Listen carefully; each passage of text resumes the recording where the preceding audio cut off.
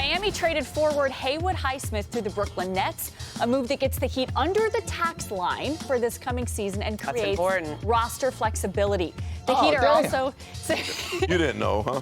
We're telling our guy the news about his team. The Heat are also sending a second-round pick in 2032 to Brooklyn, which is sending a conditional second-round pick in next year's draft to Miami. With Highsmith being moved, Miami now has 2 open roster spots. Well, this summer has seen plenty of moves in free agency with plenty of players getting paid.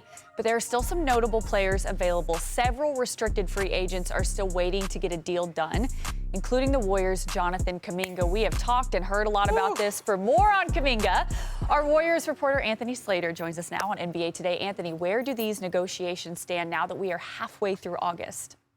Well, there's been renewed conversations between the two sides. There's dialogue, but as y'all know, talking doesn't necessarily equal movement. You know, they've shared contract concepts and opinions about the whole thing, between each other this last week, dating back to last weekend. But, Kuminga wants more of a player-friendly deal, more of a signal of that he's a building block, not just a trade asset. The word I've heard from the Kuminga side is pawn. He doesn't want to sign this 2-year, $45 million deal with a team option where he is clearly just being used to be traded mid-season. That's not something he wants to sign up for. Now, if you're talking about a 3-year deal, if you're talking about something with a player option that shows him a little bit more commitment, that's something he'd be interested in.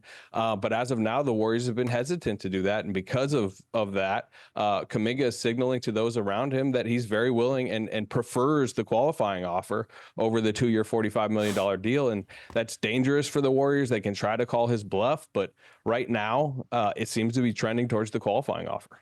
Well, it's not just that this situation is happening with Kuminga, it's that it's halting any other off-season moves that the Warriors could make. So what's their plan to fill out the rest of that roster? Yeah, I mean, it's the same name we've all been talking about for, 6 weeks now, right. 7 weeks. Yes. Al Horford, he's clearly ticketed to be their starting center if that gets wrapped up. Anthony Melton is a name that they like. Seth Curry.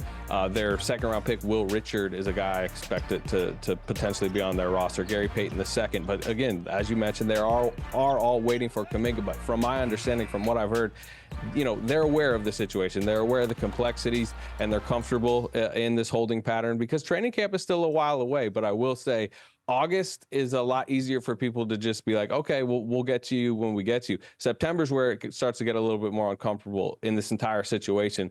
And that's where I don't know if there'll be movement or a little bit more angst on the Warriors or Kuminga side, but September is where this could get a little bit, dicier. So here's the basic question. What do you think happens next? Yeah, again, unless the Warriors are willing to up their offer or reopen sign and trade conversations, which they've shut down to this point, people can question whether Jonathan Kuminga will willingly not take $14 million more, and take the 2-year, $45 million deal. But you talk to people around him, and he's pretty dug in. Like, if this is going to be the best offer, if 2 for $45 with the team option is going to be the best offer, he will see them in training camp on a $7.9 million expiring qualifying offer, which includes a no-trade clause, because he wants either to be viewed as more of a building block, or he wants his freedom, his control of his future. And the qualifying offer, while less money, gives him control of his future. Yeah, somebody's going to have to give. Thank you so much, Anthony, for the information. I'm sure we'll be seeing you again here soon. The Warriors have had a tough stretch to start the season as they are on the road for 12 of their first 18 games. That's the most road games in the NBA for the first month of the season, but that didn't stop Steph. When asked if they can win a championship, here he is with ABC's Larry Beal. Can 3 guys over the age of 35 really contend for a championship? We're going to find out. I think we can. There's a level of know-how. I think what we did last year, it was last third of the season after the trade deadline, when we were top 3 in the league, both offense, defense, all the metrics that show we were a really good team.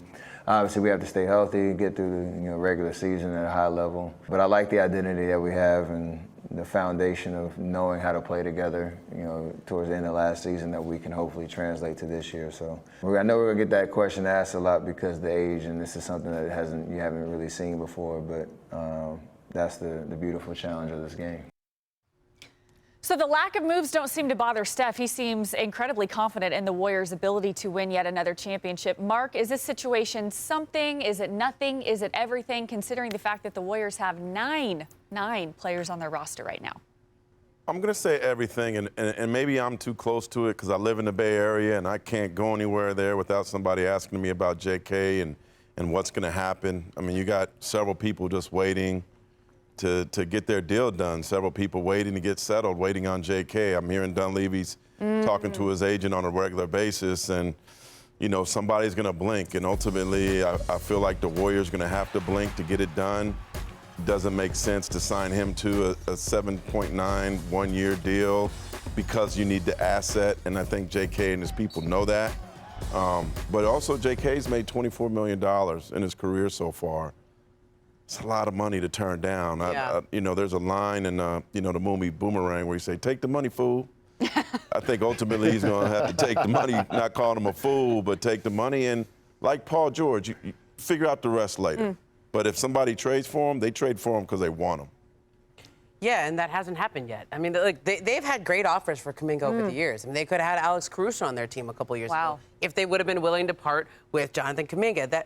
The thing that's hard for me, I think is nothing, because I think he's going to be on the Warriors, and the only question is how much are they paying him.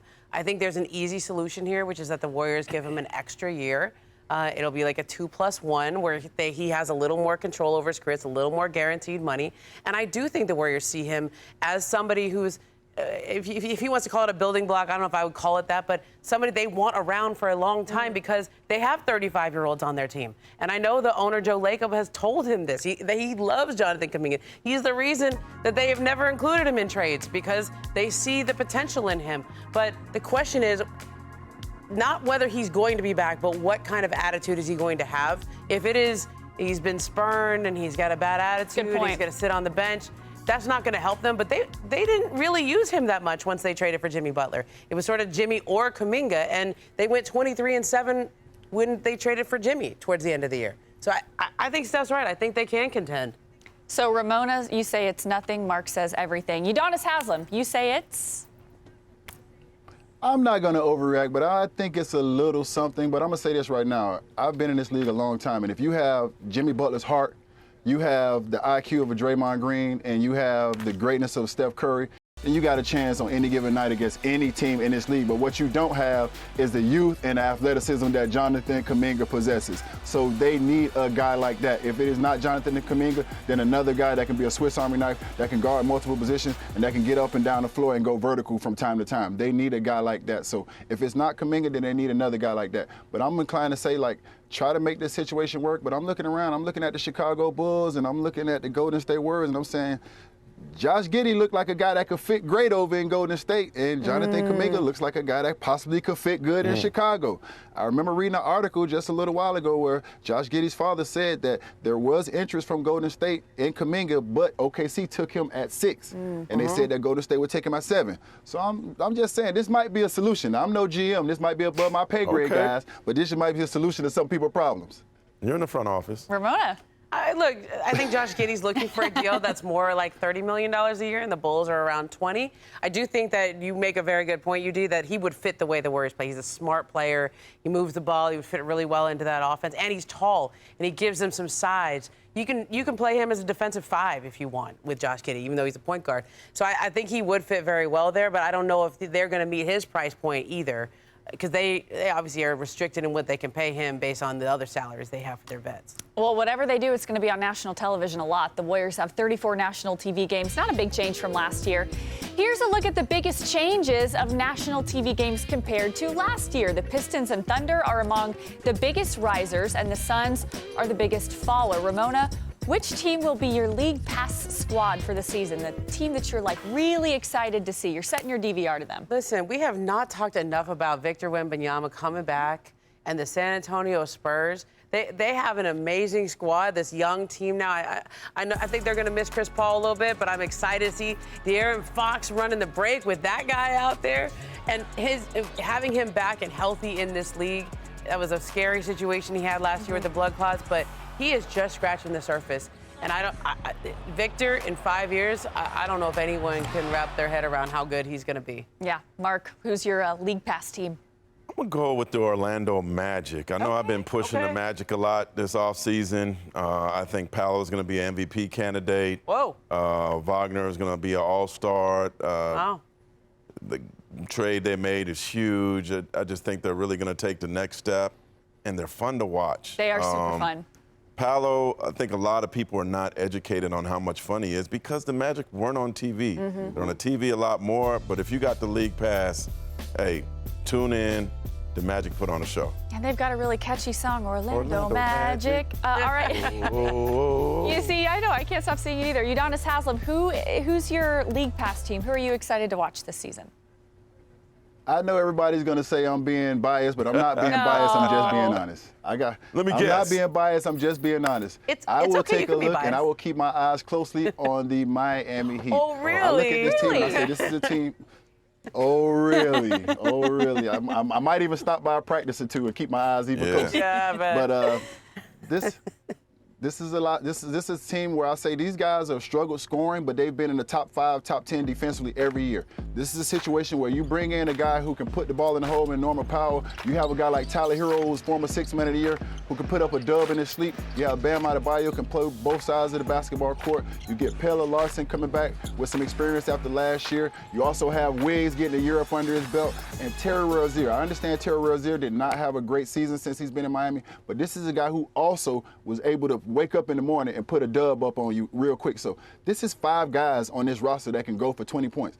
No, everybody is not going to score 20 points every night, but this gives the team depth, and this makes this team dynamic. If they can continue to defend at the rate that they've been able to defend, I have no doubt like Spoelstra Nostra going to put them boys in position to be successful offensively. And you caught a little flack, but all 3 of us actually agree that the Miami Heat are also going to be exciting to watch. It's always good for us when the Heat are good. Yeah, for sure. All right.